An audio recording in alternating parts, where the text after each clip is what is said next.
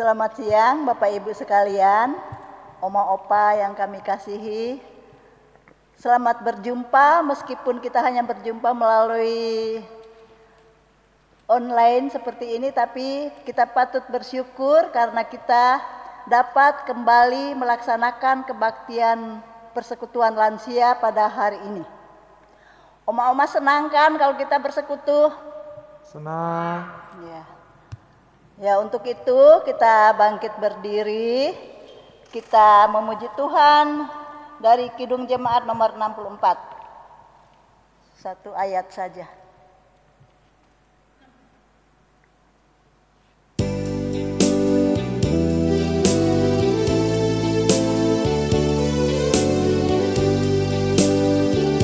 Bila kulihat bintang gemerlapan dan bunyi guru riuh ku dengar, ya Tuhanku, tak putus aku heran melihat ciptaanmu yang besar. Maka jiwaku pun memujimu, sungguh besar Kau Allahku. Maka jiwaku pun memujimu, sungguh besar Kau Allahku.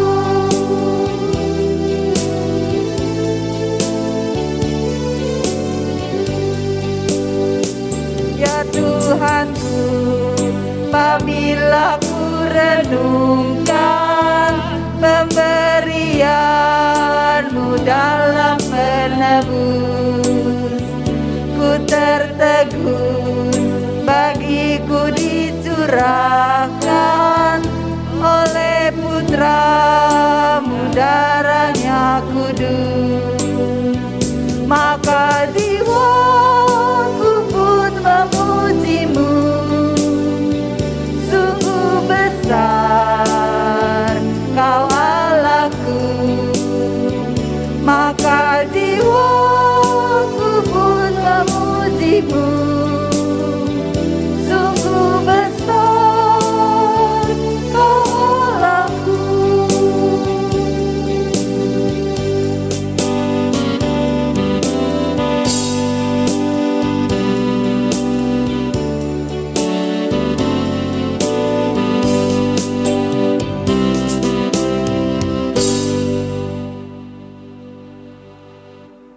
Ya, silakan duduk Oma Opa sekalian. Kita berdoa. Tuhan Yesus, terima kasih banyak atas kesempatan yang Engkau berikan kepada kami pada hari ini Tuhan, di mana kami boleh mengadakan persekutuan lansia kembali Tuhan. Ini semua karena kasih karunia-Mu kepada kami, sehingga kami boleh melaksanakan kebaktian lansia pada siang hari ini. Terima kasih Tuhan Yesus, biarlah kiranya Kau ada bersama-sama dengan kami, Kau sertai Pak Pendeta yang akan menyampaikan firman untuk kami semua ya Tuhan, dan biarlah apa yang disampaikan boleh tertanam dalam hati sanubari kami masing-masing. Terima kasih Tuhan, kami serahkan kebaktian persekutuan lansia ini ke dalam tangan-Mu. Kami yakin Engkau ada bersama-sama dengan kami. Terima kasih, dalam nama Yesus kami sudah berdoa. Amin. Kita memuji Tuhan kembali dari KJ 18 bait 1 dan 2.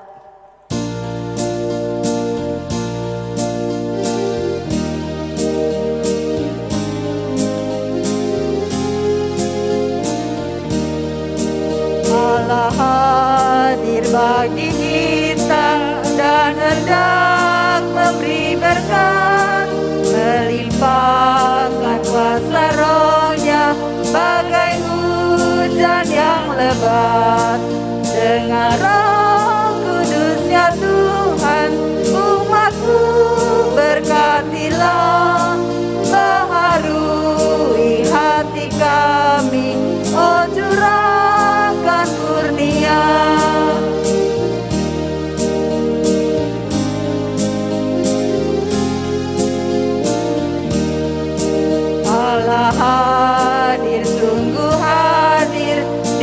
umatnya yang kudus, biar kasih kurnia-Nya menyegarkan kita terus. Dengan Roh Kudus ya Tuhan, umat-Mu berkatilah, baharui hati kami, oh curahkan kurnia.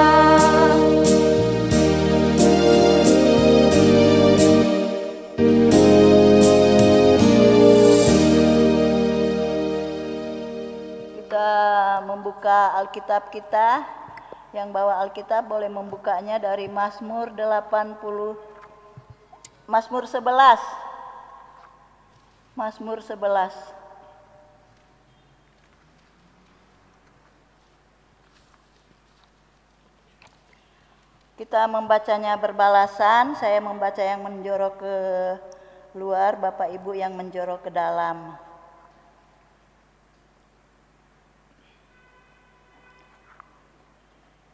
Tuhan tempat perlindungan untuk pemimpin biduan dari Daud. Pada Tuhan aku berlindung. Bagaimana kamu berani berkata kepadaku, terbanglah ke gunung seperti burung. Sebab lihat orang fasik melentur busurnya. Mereka memasang anak panahnya pada tali busur untuk memanah orang yang tulus hati di tempat gelap. Apabila dasar-dasar dihancurkan, apakah yang dapat dibuat oleh orang benar itu? Tuhan ada di dalam bait-Nya yang kudus. Tuhan tahtanya di sorga. Matanya mengamat-amati, sorot matanya menguji anak-anak manusia. Tuhan menguji orang dan Tuhan menguji orang benar dan orang fasik. Dan Ia membenci orang yang mencintai kekerasan. Ia menghujani orang-orang fasik dengan arang berapi dan belerang. Angin yang menghanguskan itulah isi piala mereka. Sebab Tuhan adalah adil, dan Ia mengasihi keadilan. Orang yang tulus akan memandang wajah-Nya. Ya, itulah litani kita. Kita kembali memuji Tuhan dari KJ 54. Sudah itu kita masuk dalam pelayanan firman yang akan dibawakan oleh Pak Pendeta Luther. KJ 54. Bait yang ketiga ya.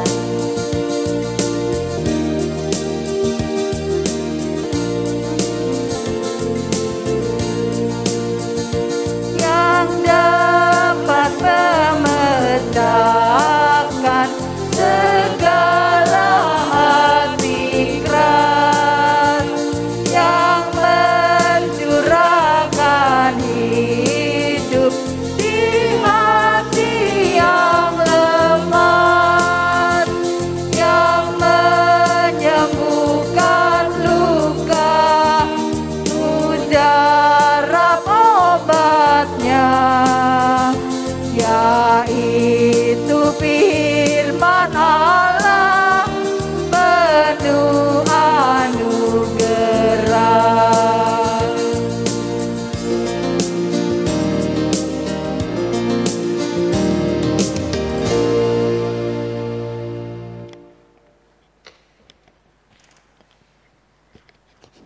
Shalom.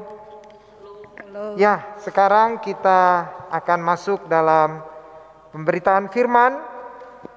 Sebelumnya mari kita mohon pertolongan Roh Kudus. Kita berdoa. Tuhan Allah Bapa kami yang senantiasa setia menyertai kami di tengah pandemi COVID-19 yang belum juga mereda, kami bersyukur untuk kebaikan Tuhan. Sekarang ya Bapa, kami akan membaca Alkitab dan mendengarkan sabda-Mu. Bersabdalah ya Bapa. Kami berdoa di dalam nama Tuhan Yesus Kristus. Amin.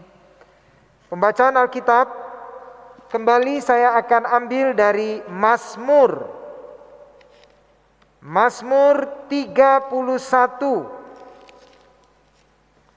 Mazmur 31 ayat 10 sampai 13. Mazmur 31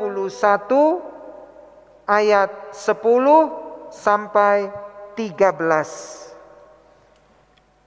Kasihanilah aku ya Tuhan, sebab aku merasa sesak, karena sakit hati mengidaplah mataku, meranalah jiwa dan tubuhku. Sebab hidupku habis dalam duka, dan tahun-tahun umurku dalam keluh kesah. Kekuatanku merosot karena sengsaraku, dan tulang-tulangku menjadi lemah. Di hadapan semua lawanku, aku tercela, menakutkan bagi tetangga-tetanggaku, dan menjadi kekejutan bagi kenalan-kenalanku. Mereka yang melihat aku di jalan lari daripadaku. Aku telah hilang dari ingatan seperti orang mati, telah menjadi seperti barang yang pecah. Demikianlah kesaksian Alkitab kita. Berbahagialah kita yang mendengarkan firman Allah dan yang memeliharanya. Ya, sungguh kita bersyukur untuk ibadah lansia walaupun secara online pada hari ini. Dari bacaan Mazmur 31 ayat 10 sampai 13 ini, khotbah kita saya beri judul masa tua, masa senja, masa untuk menerima kemungkinan baru. Ada orang yang mengatakan demikian, bahwa usia 1 sampai 21 tahun adalah masa di mana seseorang melakukan apa yang diperintahkan. Jadi mengapa kita mandi? Karena kita diperintahkan mandi. Mengapa kita makan? Karena kita diperintahkan makan. Mengapa kita belajar? Karena kita diperintahkan untuk belajar. Lalu usia 22 sampai usia 40 adalah masa melakukan apa yang mesti dikerjakan. Bekerja. Mengapa harus bekerja? Ya memang itulah hidup manusia, harus bekerja. Lalu usia 60 ke atas adalah masa untuk melakukan apa yang diinginkan. Jadi apa yang selama ini tidak kita lakukan, tidak bisa kita lakukan karena kesibukan kerja, kesibukan usaha. Nah, di usia 60 ke atas inilah masa di mana kita melakukan apa yang kita inginkan. Ungkapan ini ada benarnya, akan tetapi juga tidak 100% benar. Masa tua adalah masa senja. Ada keindahannya. Langit akan berwarna keemasan ketika mentari menjelang terbenam di ufuk barat. Namun cuma sebentar, sebab setelah itu akan tiba malam yang panjang dan gelap hitam. Tidak selalu benar bahwa usia 60 tahun ke atas adalah masa di mana seseorang melakukan apa yang diinginkannya, tidak selalu. Soalnya ini juga masa ketika pintu kesempatan kian tertutup. Keelokan dan ketampanan mulai memudar. Tubuh kita semakin aus, tak kuat menyangga beban tubuh kita. Masa tua bagi banyak orang adalah masa senja. Tetapi sebenarnya masa tua juga adalah masa depan. Cuma masa lampau yang kelihatan indah, sedang masa depan begitu suram dan seram. Itulah yang mau diungkapkan dalam nyanyian Mazmur 31 tadi. Pemazmur dengan jujur mengungkapkan perasaan yang sebenarnya dari para lansia yang memasuki usia senja. Kasihanilah aku ya Tuhan, sebab aku merasa sesak. Karena sakit hati mengidaplah mataku. Meranalah jiwa dan tubuhku, sebab hidupku habis dalam duka, dan tahun-tahun umurku dalam keluh kesah. Kekuatanku merosot, tulang-tulangku menjadi lemah. Di hadapan semua lawanku, aku tercela. Menakutkan bagi tetangga-tetanggaku, kekejutan bagi kenalan-kenalanku. Mereka yang melihat aku lari daripadaku. Aku telah hilang dari ingatan, seperti orang mati. Artinya aku telah dilupakan seperti orang mati, telah menjadi seperti barang yang pecah. Nah, itulah ungkapan perasaan pemazmur yang paling jujur yang ada dalam dirinya sebagai lansia. Beban yang paling berat bagi orang di usia lansia adalah merasa dilupakan. Pemazmur mengatakan, aku telah hilang dari ingatan, telah menjadi seperti barang yang pecah. Benarlah kalau ada seorang penulis buku-buku rohani mengatakan, sebagian besar umat manusia melihat kedatangan usia lanjut dengan kesedihan dan pemberontakan. Memasuki usia tua lebih ditakuti daripada kematian. Itulah yang ditulis oleh penulis buku rohani. Sebab itu mari kita mengerti dengan benar mengapa beberapa lansia setiap kali merayakan ulang tahunnya,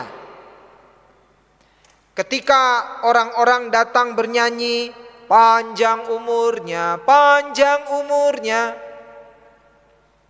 beberapa lansia berkata, ya mudah-mudahan tidak terlalu panjang lagi. Ya, hidup bisa menyenangkan. Kematian bisa menakutkan. Akan tetapi bagi banyak orang, khususnya kaum lansia, menjadi tua lebih menakutkan. Namun saudara-saudara, Alkitab juga memberikan gambaran yang berbeda mengenai masa tua.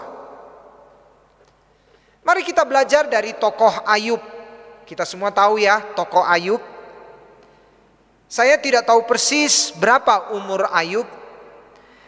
Akan tetapi Alkitab mencatat bahwa ia mempunyai 7 putra dan 3 putri yang semuanya sudah berumah tangga sendiri-sendiri. Nah, hal itu menunjukkan bahwa Ayub pasti sudah tidak muda lagi. Jadi kemungkinan besar Ayub juga memasuki lanjut usia. Nah, Ayub menurut Alkitab juga mempunyai 7.000 domba dan 3.000 unta. Ia adalah orang yang terkaya dari semua orang di sebelah timur. Masa tua merupakan masa di mana kita dapat menghitung-hitung segala sesuatu yang telah kita capai. Akan tetapi seperti Ayub, masa tua juga merupakan masa di mana kita harus siap kehilangan sesuatu, bahkan kehilangan banyak hal yang amat berguna. Saudara pasti tahu bahwa Ayub dalam satu hari dia mengalami bencana, anak, menantu, semuanya mati. Hartanya juga demikian. Jadi di usia lanjut kita harus siap mengalami kehilangan banyak hal seperti yang Ayub alami. Coba raba kulit kita. Pasti tidak semulus waktu kita muda. Coba kita pergi ke cermin. Pandang wajah kita baik-baik. Sudah banyak kerut-kerutan. Tidak seperti waktu muda yang kencang, kinclong. Coba lihat tubuh kita. Tidak setegap ketika kita muda. Mulai terlihat membungkuk. Bahkan cukup banyak lansia untuk mengikat tali sepatu saja rasanya menyiksa. Ada benda yang jatuh dari meja, jatuh ke lantai, untuk membungkuk mengambilnya saja berat rasanya. Ya, itulah kenyataan hidup. Masa tua adalah masa untuk menghitung-hitung apa yang satu persatu mulai memudar, satu persatu mulai berkurang, bahkan hilang. Makanya Ayub mengatakan, hendaklah kiranya kekesalan hatiku ditimbang dan kemalanganku ditaruh bersama-sama di atas neraca, maka beratnya akan melebihi pasir di laut. Ayub 6 ayat 1-3. Toh hal amat penting yang ingin disampaikan dalam khotbah ini adalah bahwa bagi orang beriman, masa tua adalah masa untuk menerima juga kemungkinan-kemungkinan baru, kesempatan-kesempatan baru. kesempatan dan kemungkinan baru tidak lenyap hanya karena usia kita bertambah tua. Setiap masa dalam kehidupan kita sesungguhnya mempunyai masa dan maknanya sendiri-sendiri. Ini yang sering tidak kita sadari, atau secara sadar kita sangkal sendiri. Masih ingat cerita dalam Perjanjian Lama? Pasangan suami istri Abraham dan Sarah. Sekian puluh tahun mereka belum punya anak, padahal Tuhan sudah menjanjikannya. Nah, suatu hari pasangan Abraham dan Sarah kedatangan 3 orang tamu istimewa. Di akhir kedatangan 3 tamu ini, salah seorang tamu mengatakan bahwa tahun depan Sarah akan melahirkan. Padahal usia Sarah waktu itu 89 tahun. Sudah lanjut. Maka mendengar itu Sarah tertawa. Sarah tidak percaya bahwa Tuhan masih memberi kesempatan kepadanya, bahwa Tuhan masih memberikan kemungkinan baru kepadanya. Bagi Sarah, mana bisa.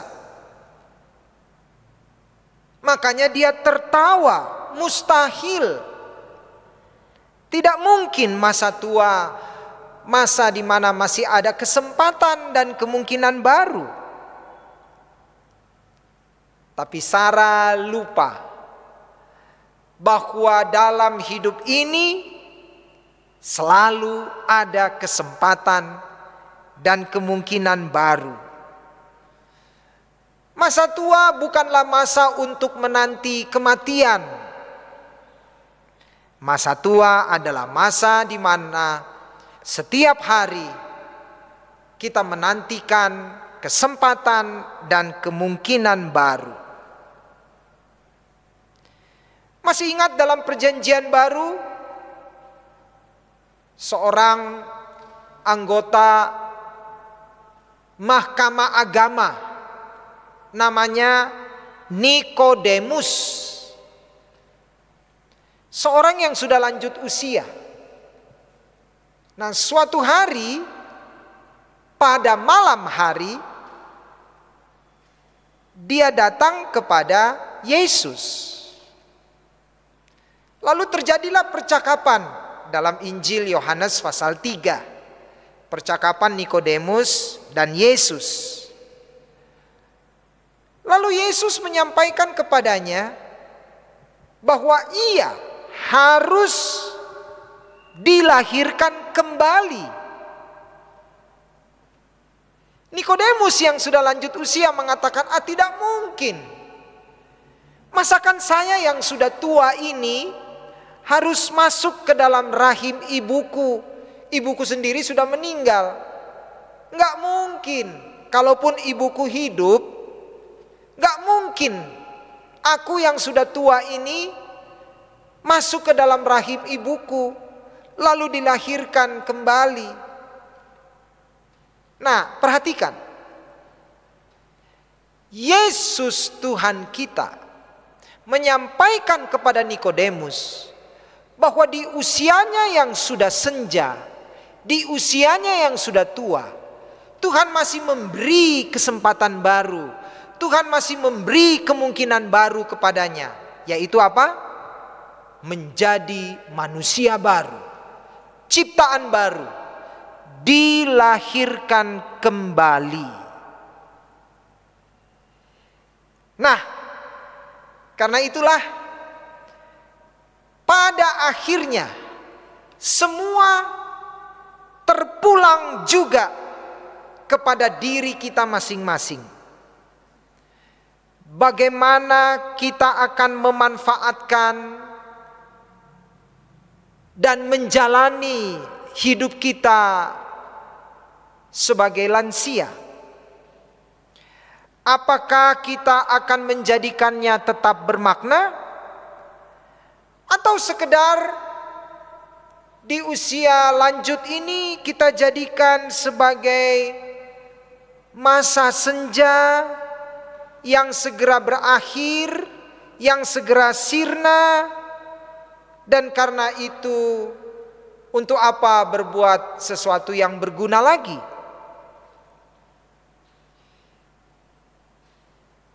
Tahukah saudara bahwa beberapa seniman dunia di usianya yang lanjut justru tetap berkarya? Strauss masih menggubah lagu setelah dia merayakan ulang tahunnya yang ke-80.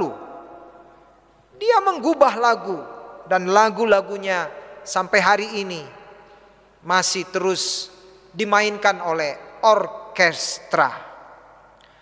Pelukis Michelangelo masih melukis langit-langit kapel ketika usianya menjelang 90. Langit-langit kapel gereja, dia masih melukis di usia 90. Pemusik Verdi menghasilkan gubahan musiknya yang terkenal, Ave Maria, di usianya yang berapa? 82 tahun.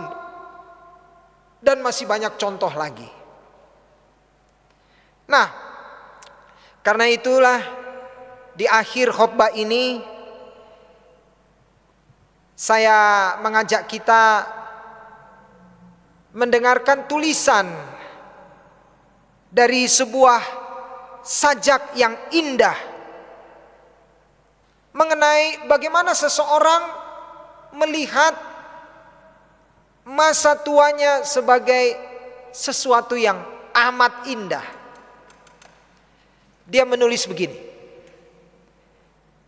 sedikit lebih penat di akhir hari, tapi lebih terbebas dari ambisi. Sedikit berkurang nafsu untuk mencela, tapi lebih bertambah perhatian bagi sesama. Begitulah ketika perjalanan nyaris tiba di ujung, ketika waktu dan keabadian segera bergabung, cinta kita bertambah ranum, Tuhan terasa semakin agung. Emas dan perak tak lagi paling utama. Sebaliknya, cakrawala akal sehat semakin terbuka. Kesulitan hidup tak lagi menyiksa, sebab yang lebih baik akan tiba segera. Perhatikan kalimat akhir dari sajaknya tadi. Yang lebih baik akan tiba segera. Seperti yang dikatakan juga sebuah sajak yang lain begini: tahun-tahun yang berlalu tak menjadikan aku tua, sebab yang berakhir hanyalah kefanaan, dan keabadian tinggal lagi selangkah. Bapak Ibu, opa oma yang Allah kasihi, masa tua bukanlah hanya untuk menengok ke belakang. Kesementaraan yang hilang biarlah turut berlalu, tetapi mari kita menatap ke depan kepada kekekalan yang menjelang, yang akan menyingkap kemungkinan-kemungkinan. Karena itu, masa tua adalah masa di mana juga kita siap menerima kesempatan baru, kemungkinan baru. Nikmatilah hidup ini dalam anugerah Tuhan. Amin. Mari kita bersaat hening.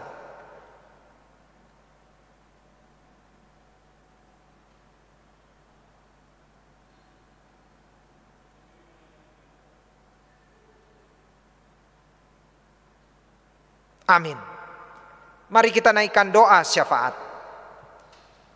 Terima kasih Tuhan, di usia kami yang lanjut ini, ternyata Tuhan juga masih memberikan kemungkinan baru, kesempatan baru untuk kami jalani, untuk kami nikmati, untuk kami terus menjadi berkat.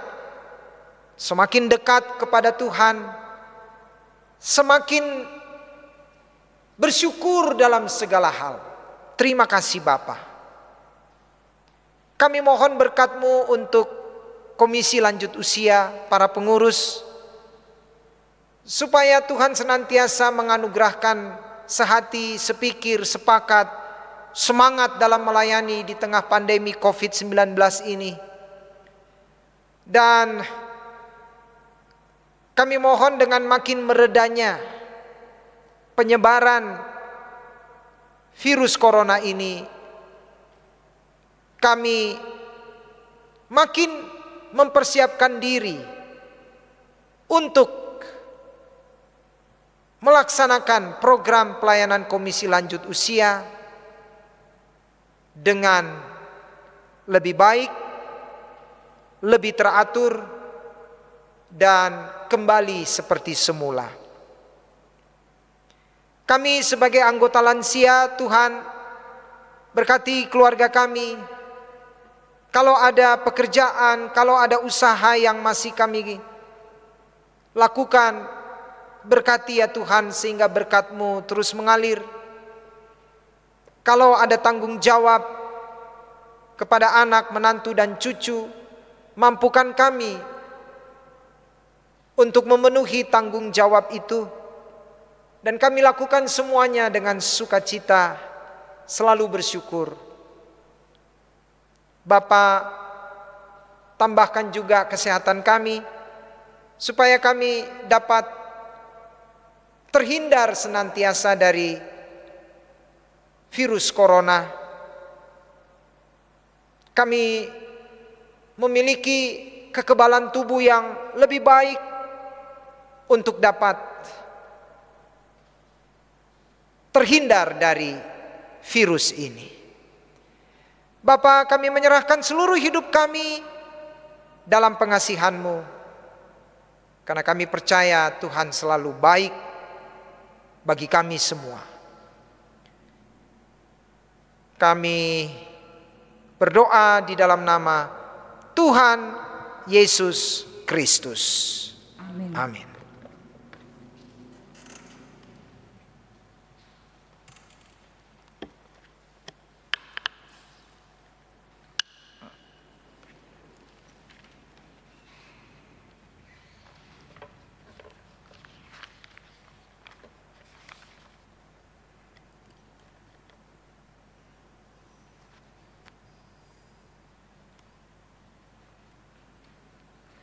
Oma opa yang terkasih,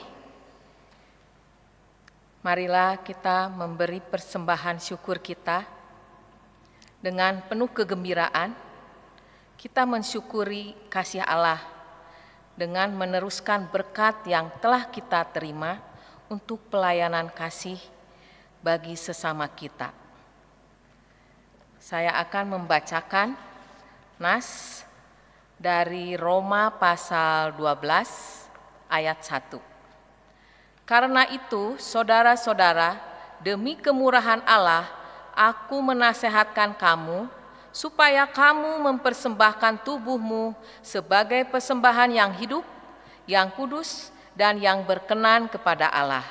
Itu adalah ibadah yang sejati.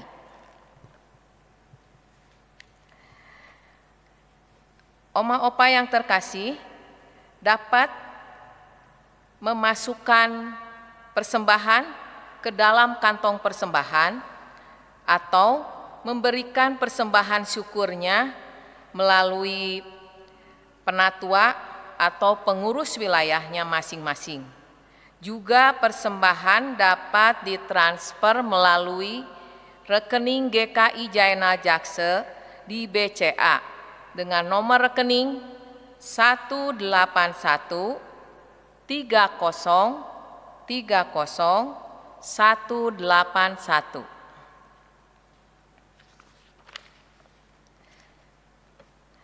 Mari kita bersatu sambil menjalankan yang akan kita berikan persembahan. Mari kita memuji Tuhan dari Kidung Jemaat 387.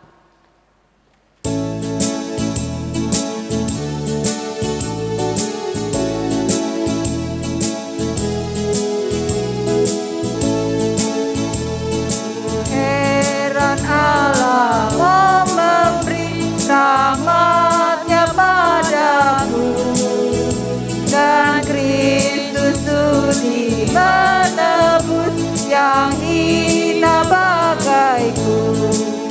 Namun ku tahu, yang ku percaya, dan aku yakin kan kuasanya.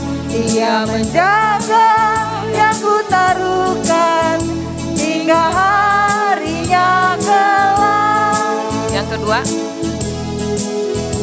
Oma Opa saya undang untuk bangkit berdiri. Ku heran oleh rahmat-Nya, hatiku beriman, dan oleh kuasa sabdanya jiwaku pun tenteram. Namun ku tahu, yang ku percaya, dan aku yakin kan kuasanya. Dia menjaga yang ku taruhkan hingga harinya kelak.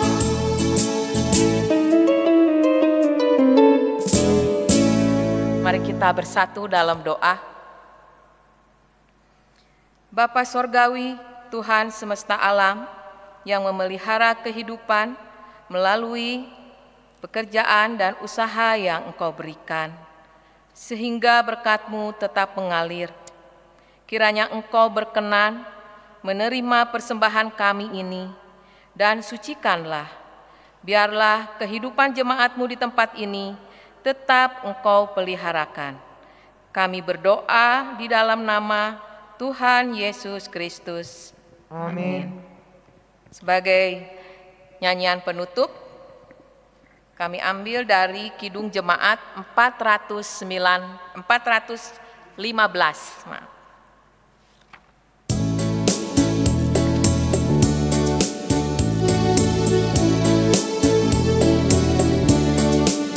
Gembala baik bersuling merdu, membimbing aku pada air tenang, dan membaringkan aku berteduh padang rumput hijau berkenan. Oh gembalaku itu Tuhanku, membuat aku tenteram hening, mengalir dalam sungai kasih-Ku, kuasa damai terlang bening. Yang kedua,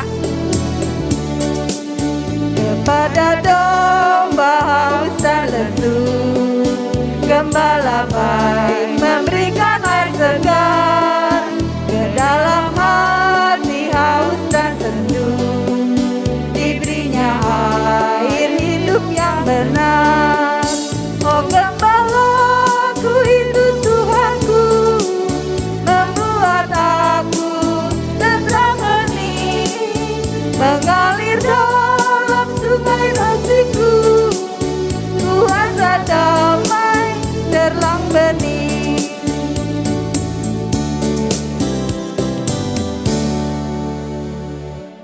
Mari kita berdoa dan menerima berkat. Terima kasih Tuhan untuk ibadah Komisi Lanjut Usia. Terima kasih untuk firman Tuhan. Dan kami percaya Tuhan akan selalu menyertai kami. Untuk itu kami mohon berkat Tuhan. Kasih karunia dan damai sejahtera dari Allah Bapa kita, keselamatan di dalam Tuhan Yesus Kristus, dan penyertaan di dalam kuasa Allah Roh Kudus menyertai saudara senantiasa. Bapa, terima kasih.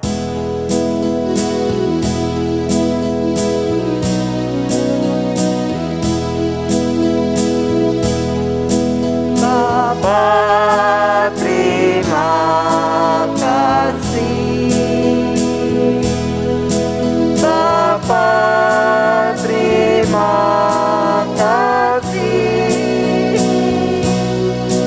Bapa di dalam surga, ku berterima kasih.